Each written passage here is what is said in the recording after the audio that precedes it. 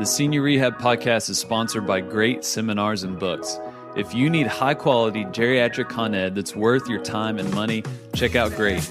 Owned by the living legend Carol Lewis, Great offers courses and products created by recognized leaders in geriatrics. Learn the most effective techniques for diagnosing and treating your patients.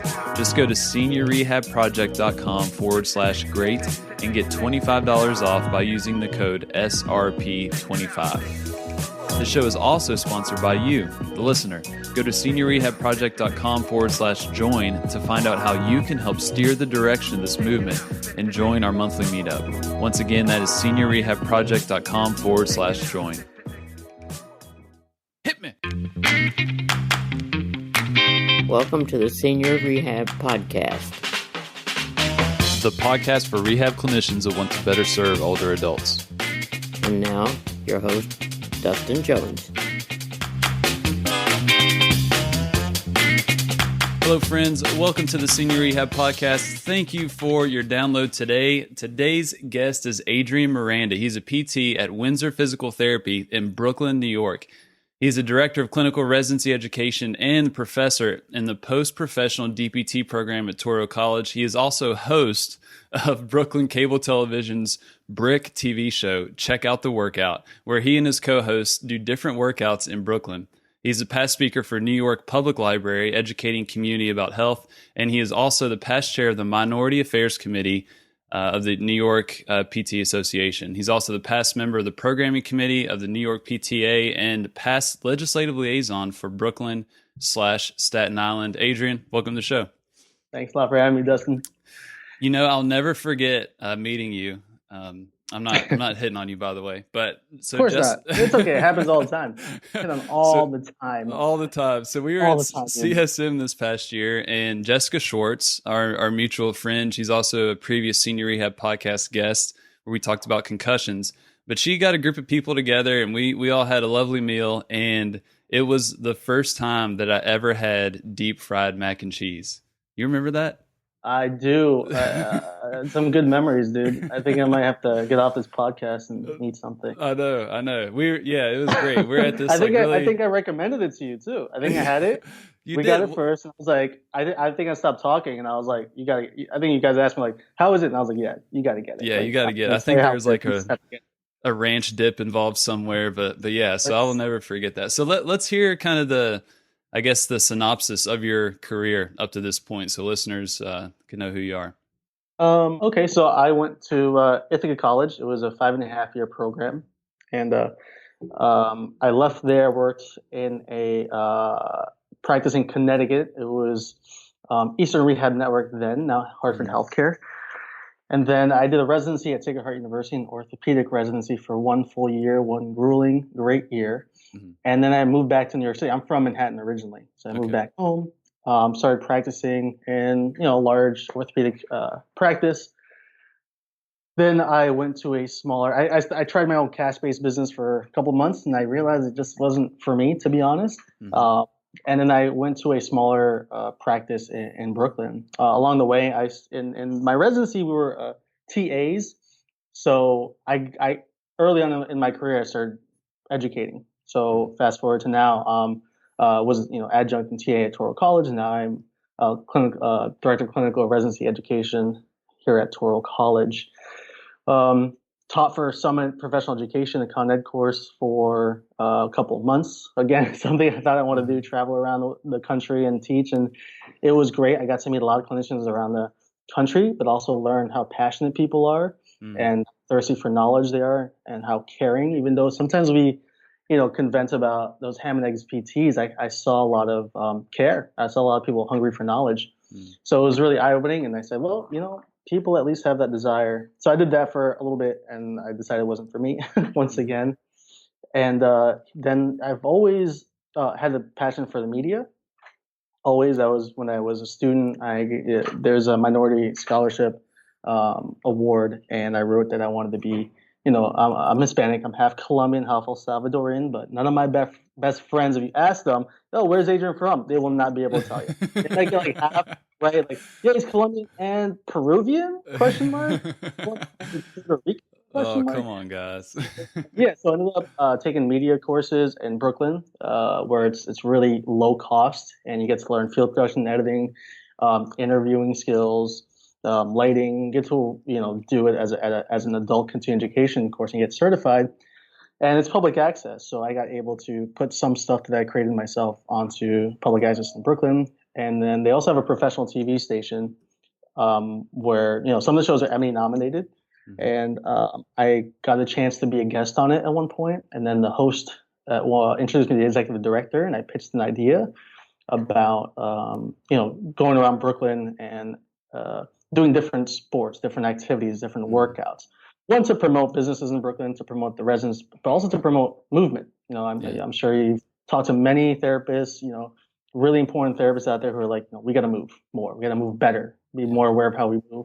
So it was a foot in the door to be able to do something and educate a little bit in the show, and that's what I did. And then recently, I've been able to co-produce. They have like a daytime TV show where they talk about societal issues, and I was able to get a PT on there. We talked about the Obamacare repeal in February, and I just got the green light yesterday, honestly, about a women's health segment with all this stuff about Planned Parenthood. So when I Wow. try to get Sally Serrell, who's a physical therapist, Mhm. to be on the show, and a couple Gosh. other people in the women's health community to discuss it. So I'm kind of like sneakily trying to get PTs into the media, like in the real Mhm. media, network TVs, and even myself. So that's since I was in school, I grew up, and I always loved the news, even as a kid.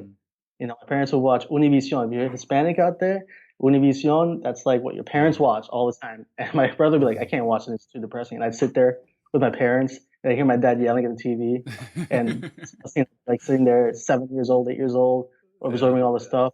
And then I also, I'd watch music videos. So something about media and entertainment, I learned that to make a change in society, the fastest way is through media. I'm sure you've had a Yeah. lot of guests here that get comments on Twitter or whatever social media you're on that it impresses them.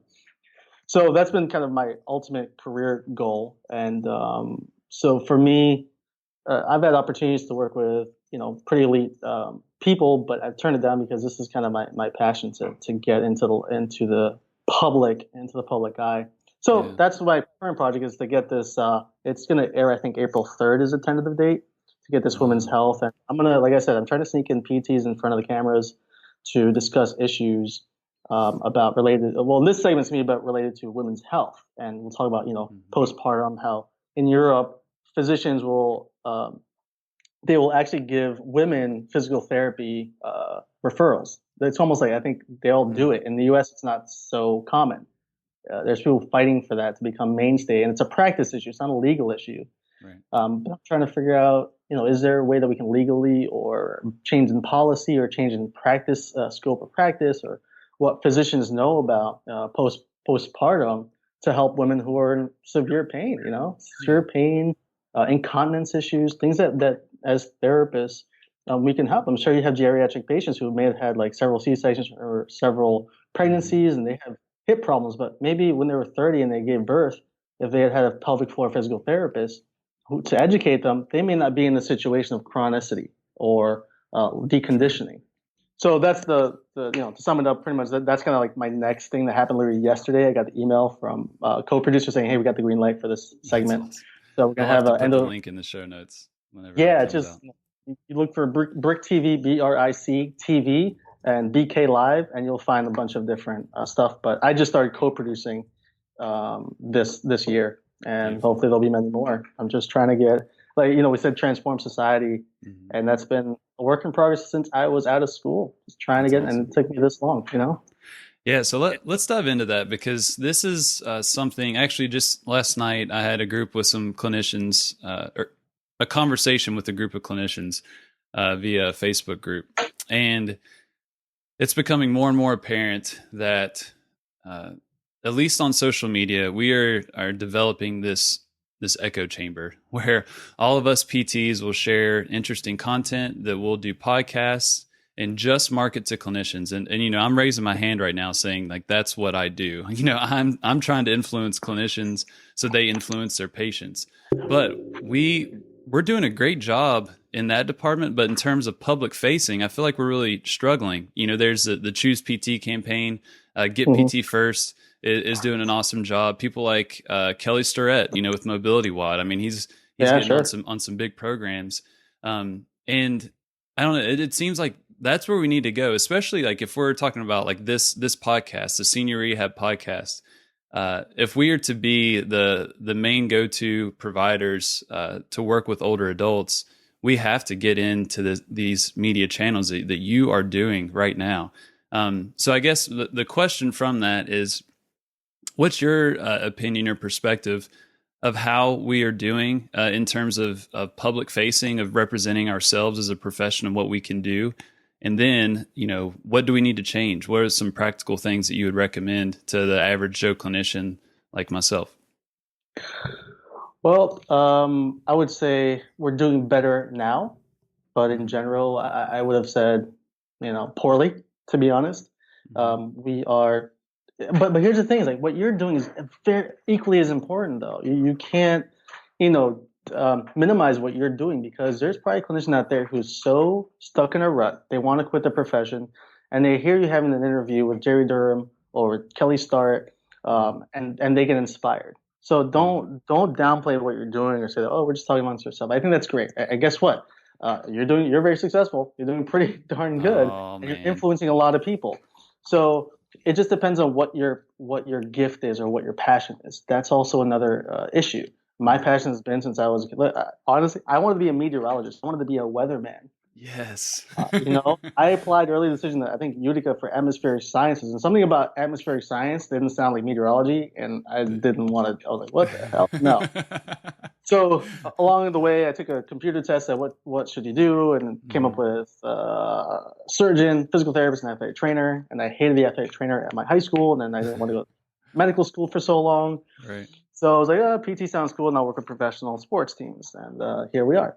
But the point is that I always had this gut feeling, or you just know what you want to do or complete in your life, and for me it was media. So that's been my passion, and it's hard. It's extremely hard to get onto a public stage. I think one of the challenges is that you look at a physician degree and you look at a fitness certification, and we're somewhere in the middle. If you ask somebody what we do, they don't really know. If you ask somebody what a physician does, they know. If you ask someone what a personal trainer, fitness person does, they know. We have a blessing and a curse. Well, you can't give an elevator pitch to what we do, because what you do on a daily basis is different from what I do on a daily basis. But that's also awesome. That is awesome. You know how many people don't know that they can get help for their pelvic floor pain, or their pelvic incontinence, or their vestibular system? You know how many people don't realize that they can get help for their vestibular problems, their vertigo? Yeah, the majority. So I think it's a blessing. Yeah, exactly. And actually, somebody told me, I think it was a lawyer, was like, "Oh, you guys are all just muscles and bones." And I was like, in my head, I just nodded my head, because there was no point. I only had like 3 minutes with this person.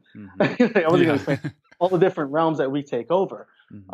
So I think it's a blessing and a curse, and that's what's hard. That is, you're climbing an uphill battle. So at one point where I was like, man, APT is not doing enough. You got to go into society. You can do this. I mean, I've been since 2007. I graduated.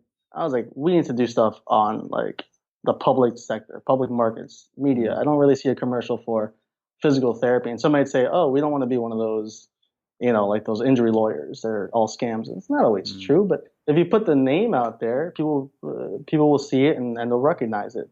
We're not quite we're not branded. I think that's one of the also campaigns, the branding a PT. At the same time, some people will have had a bad experience with PT, so you can't blame them. How do you do that? How do you educate someone who's had a bad experience with PT? You show them differently. You kill them with kindness type of thing. You show that you care. You actually do quality treatments. You listen to that patient. So I think it's challenging. I'll tell you from my own experience. One time I was supposed to host that segment, and the senior producers said Adrian doesn't have enough health credentials to host it. And I was like, oh. Professor at Toro College, I have PT, I'm certified in orthopedics. Okay, that's fine. You know what? I just said, that's fine. Let me just do what they think I can do best. And hey, listen, I'm producing a live TV show that in some episodes was Emmy nominated. So guess what? I'm not going to be pissed. I'm going to just, them wrong. So you're gonna get all these people are going to say you don't know enough, you're not certified enough. But then when they look up what our training is, what our education is, like, oh my gosh, I had no idea. I wanted to go into physical therapy school, and I looked it up, and I didn't know it was 3 years of graduate school. Oh my gosh. Yeah. So the point is that yes, that we have to do more in the public eye, and to do stuff more, be on media networks, on online streaming uh, stations. But it's hard. It's hard. I mean, I'm just getting my foot in the door. I'm just in one borough.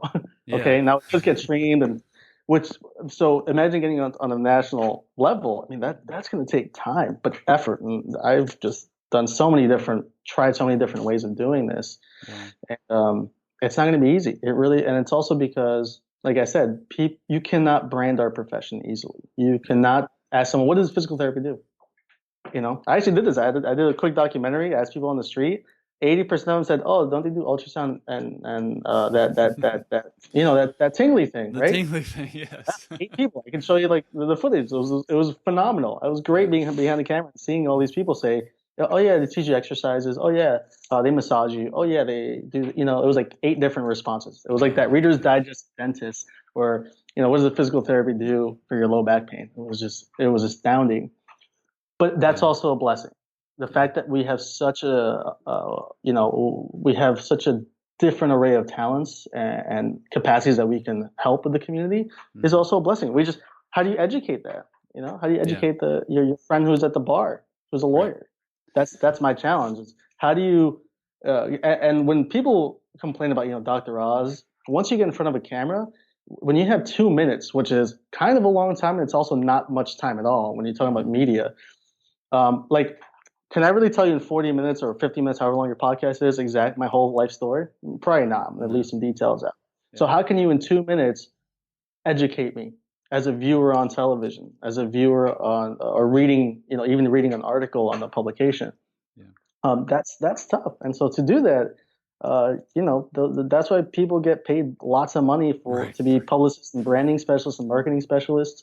It's not easy. So the answer to your question is that in the past, I think we were doing poorly as a profession. I think now we've kind of realized that, and that's why you and your colleagues are having those conversations, that we're in talking.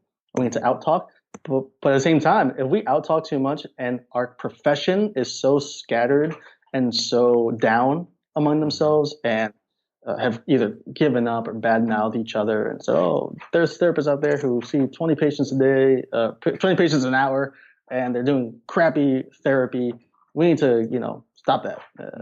That's also, we have to fix ourselves as well as fix the community. So I think what you're doing is just as important, Dustin. So don't downplay it at all. Well, I appreciate that, man. Because I think about those two. I guess the two issues. I guess the professional issues from the sense of just the massive differences amongst clinicians, even in the same setting, and lack of uniformity and a lack of clear, I guess, identity. But then also, just like how the public perceives us as well. And so, I appreciate your encouragement, though, to continue the dialogue within our profession, but then, to pursue the dialogue kind of out facing.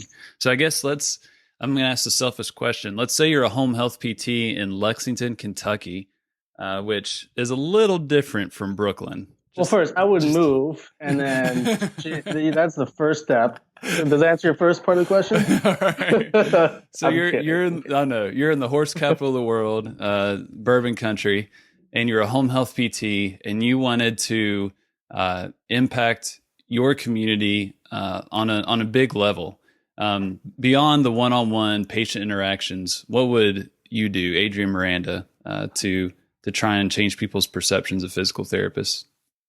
Well, Adrian Miranda today, right now, would probably take my reel to a local TV station and see if I can get a job there. Yeah. Small town, right? Yeah. So that's what I would. But in general, and here's the thing: I was doing my PsyD, and I have to admit I had to take a break through Texas Tech University. Now, it was awesome because it was in Lubbock, Texas, so not like Austin and San Antonio. No, it was Lubbock. Okay, it was out west, like desert, literally desert. There was a sandstorm, and I freaked out driving.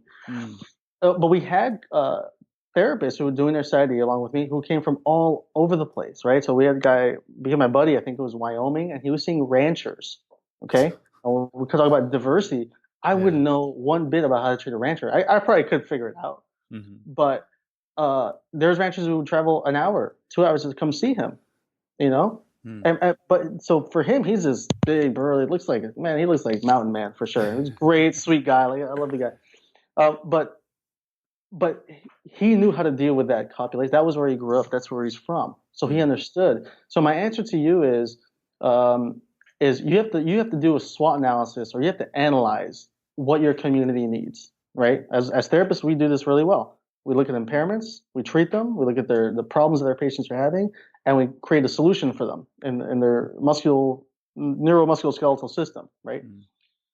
So you have to also analyze what's around you. I don't know what's around you. I don't know if the best way for you to educate is to go to a yoga studio and do a workshop. I don't know if it's to table at the local supermarket. I don't know if it's to do a radio show at your local radio station. That's pretty tiny, you know. Mm. So to do it at a barn. You say you're in horse country. Yeah. Go to a barn. You know, talk to.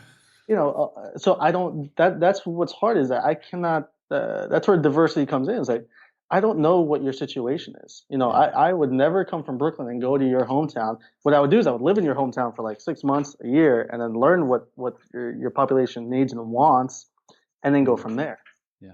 So I've been able to, even within New York, when I was teaching for the New York Public Library, the changes, the different populations I was talking to was phenomenal. It was insane. Mm.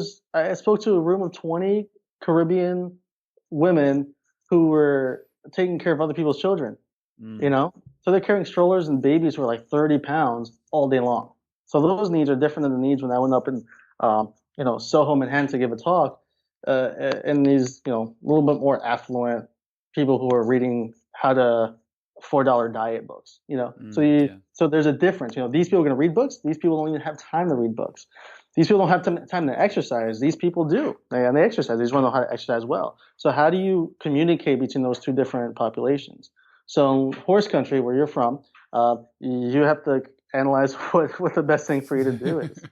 But there's a I lot of bet so different many things. stereotypes are running through your mind right now, aren't they? Totally. You have your boots on still, don't you, from this morning? I do. Right. They smell That's like horse shit, honestly. Yeah, But literally.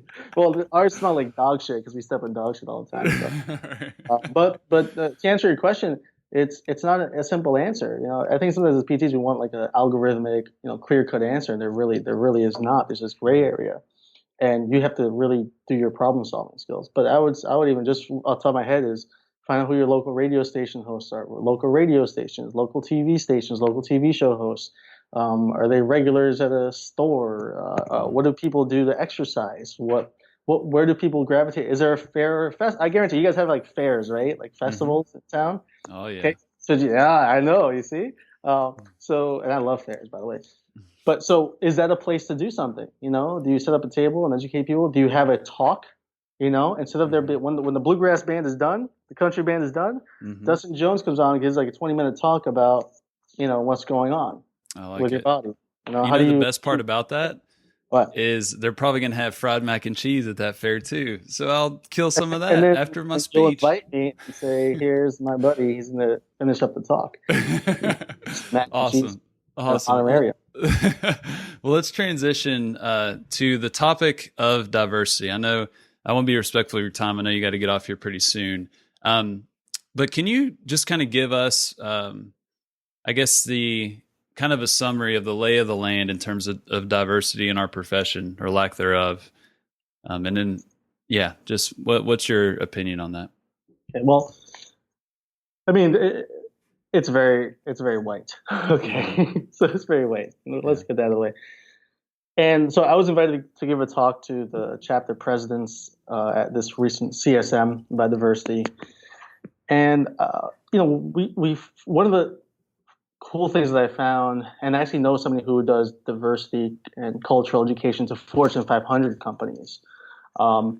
And when I found this article on Forbes, it said that companies who are racially and ethnically diverse make 35% more than other companies who are not. So if as a profession, we want to, one, get more membership, two, have more money to lobby, have more money to do these social transformation programs, we need to look at diversity. And we always, listen, I'm Hispanic, and when, you look at me, you're going to think I might be a helper at a store or a busboy. And that's totally fine. Kind of came to grips with that. But it's not just about how people look, how you perceive them. It's also about their experiences. It's also about their backgrounds. It's also about what they've experienced in their personal lives. It's also about their abilities or disabilities. And I think that that's where we have to go is to increase the diversity racially, ethnically, religiously, language spoken, PTs who have different backgrounds, PTs who've treated renters in rural areas, PTs who are treated in urban inner city areas, PTs who have treated executives of companies, PTs who have treated, in the emergency department. So that's where it comes. But what makes us unique is also more of our backgrounds, right? So, like I said, you in Lexington, horse country out in Kentucky has a specific skill set that's very important. So just because we discuss about diversity doesn't mean that just because you're white, we kind of kick you out. That's not the point. So we're trying to get more representation in the profession for sure. And usually the three pillars are to increase the number of students who are minorities in the profession, to increase the number of members who are minorities in the APTA, and to increase the leadership as well. So the people who are high above making the decisions, right? Okay. So those are kind of the three pillars or three goals as a profession we're trying to get. But yeah, the diversity, I had people come up to me, and I'll be completely frank with you. One guy, a black guy, came up to me at the booth at CSM, and he said, "Hey, I just want to talk to you about, getting involved, because I realize I keep coming to these things year after year, and nobody really looks like me." And I was like, wow, that was powerful. And there is something about when you, as a minority, for me, it was my older sister. When she graduated from college, I grew up in a pretty bad neighborhood in Manhattan, Washington Heights. Drugs, violence, the works. As a kid, like in the movies, you see the big marijuana bricks and the caches on the floor. I had to step around as 7, 8, 9, 10 years old. When I saw my older sister graduate from college, get a job, and at J.P. Morgan Chase, I was like, oh, you know what? There is a way to get out, because even my father was like, my goal is to get you guys through high school, and after that, you guys are on your own. I mean, that was our community. That was where we grew up. So for me, it was very powerful, very young, seeing other people who are minorities succeed. For example, my older sister, and that was very important. So if we can actually show diversity among our profession, there might be other kids, youths, adolescents who see this as a profession they want to get into, and they bring to the table a lot of experiences, some good and some bad, that mold us, that make us the people that we are, or the successful people that we are. Yeah. So, I think that's where we're trying to increase diversity, because overall it's going to improve performance as a unit. If it doesn't, if you don't think about performance and becoming a better community of physical therapists, it's going to make you more money as well. Yeah. Because you have all these different ideas. You didn't think about this situation because you never came from this situation. What about this situation? I, as a kid, grew up with this thing, or I worked with this person who had this religious background, so I can bring that to the table. So diversity is now becoming, I think it's, they're doing a motion to the House of Delegates for more diversity to implement that. The strategic plan moving forward in the APTA is also focusing on diversity, because we're starting to see in general in companies and larger companies that diversity is extremely important in this day and age as well. Yeah. And I think, and especially even in my setting, I know this will be hard for you to believe, but in my neighborhood, I'm actually a minority. It's about 45% Latino, and then about 30% African American, and the rest is old white people like myself. Yeah, well, like I said, you bring to the table a lot of knowledge. Just because you look a certain way, we also can't discredit you. That's huge. That's important. That's very important. But it's interesting just being a home health PT, because I'm going into all these people's homes and just seeing I mean, I really enjoy it because I learned so much in terms of the differences in cultures and preferences and communication and all these different things. But there have been some instances where that my whiteness was a barrier to treating, in the sense of if there's a guard put up because I'm this middle class white male walking into someone's home, and so yeah, I can see. Like I see the beauty in that of me having the chance to go into different types of people's homes, but then also seeing how amazing or how much more effective would we be if we had, that Spanish speaking therapist that went into, some of the homes in my neighborhood, of just how, more effective they could be rather than, me trying to go in there and fumble with my Google Translate app. Yeah, exactly. It's, And I've seen on the other end where a white guy like you knows Spanish fluently, goes in and they get all the trust and respect in the world, yeah, and they do backflips for that person. that's true. So I think that's also very very very important. But Yeah. I had a point and I just lost my train of thought. All right, It's keep going. okay. So I have a Patreon group. So these are people that will pay X amount of dollars per month and they get certain benefits. One of them is to be able to ask guests questions. So Lisa Maxura, she's at Lisa Mac and Cheese on the Twitter sphere. She was a guest on the show as well. Cheese, mac and cheese. Oh, the mac and cheese. Yeah, this is the mac and cheese podcast. Oh, it just now hit me. That is hilarious. But she asked a question: how do you think the over whiteness in PT providers can be countered with minority recruitment of PTs and prospective PTs? And I'm going to say this just to wrap things up. She mentioned the minority recruitment. You mentioned impacting, younger individuals and getting them to see PT a different way. I think our whole conversation in terms of seeking diversity, but then also how are we addressing the public through media? So great question. That was my thought. Actually, that was what I was thinking. Is that the other part is sometimes we wait, and this I hope this answers the question. Try to answer 2 points. Is that we wait for volunteers. Okay, we put out something, an email, and says volunteer. We also need to go out and recruit, just like the best sports teams do. Just like big companies like Google. I think Facebook and Google both recruited my brother. He's a programmer out in Silicon Valley.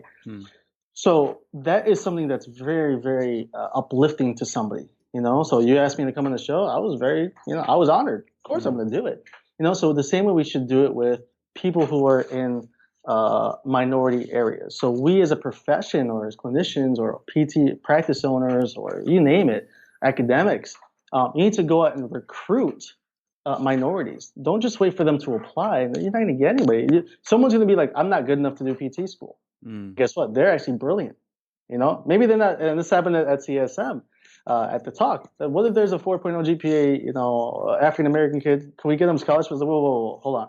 What about that 3.1 GPA Hispanic kid who almost got kicked out a couple of times from PT school because his grades weren't there? Now he's talking in front of all the presidents at CSM. Yeah. So those merits they're okay, but we have to, again, another aspect of diversity is that the straight A student isn't always the best clinician. Right? I'm sure maybe your colleagues are like, oh, where are they now? What are they doing? But they were number one in the class.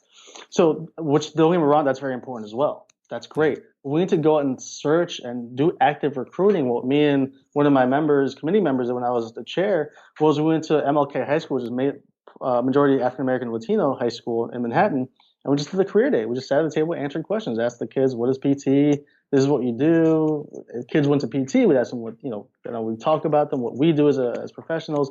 And then Jamila is African American, I'm Hispanic. I think when they saw that, they were like, "Oh wow, these guys are healthcare providers. Awesome. Maybe I could do that one day." So we have to put ourselves, especially those minorities out there. And one of the things that you might look white and actually be from Russia and have an accent. So when you start talking, it's like, oh gosh, So that's also just as important. So we have to recruit just as much as we put out volunteer emails. We have to actually go out and say, hey, you would be a good physical therapist. You're smart. You should be going to PT school. So that's something that I don't know what our communities can do. But you, Dustin, is you see someone who's young and in high school that, you should look into PT. You should come volunteer at my clinic. You might like it. So we have to also do that effort. We can't just sit and wait for volunteers. That's not how, that's not how it works. We have to actually actively go out and recruit and find people. Does that answer mac and cheese's question? Yes, it does. It does. Okay. The mac and cheese question. That's great.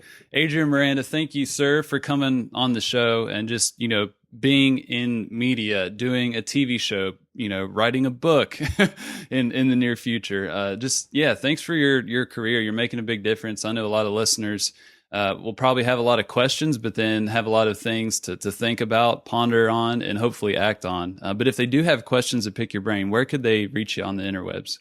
Oh, you can, Twitter's Adrian MPT, and email, just email me, amiranda84@gmail.com. Okay, links to the show notes, everything. We mentioned people and Adrian's contact information. And I will be on the lookout for that TV show, and the link will be in there as well. So thank you, Adrian. I appreciate your time. Great. Thanks a lot. I really appreciate it. Take care. Hit me. Thank you for listening to the Senior Rehab Podcast. I appreciate your time. And if you enjoyed this episode, do me one favor. Share it with one other person that would benefit. Thank you. If you want to see the show notes or find more episodes, just go to seniorrehabproject.com. And until next time, my friends, do not forget to stay funky.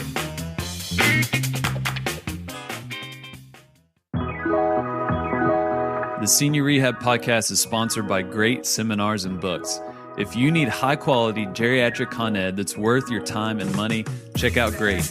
Owned by the living legend Carol Lewis, Great offers courses and products created by recognized leaders in geriatrics. Learn the most effective techniques for diagnosing and treating your patients. Just go to seniorrehabproject.com/great and get $25 off by using the code SRP25. The show is also sponsored by you, the listener. Go to seniorrehabproject.com/join to find out how you can help steer the direction of this movement and join our monthly meetup. Once again, that is seniorrehabproject.com/join.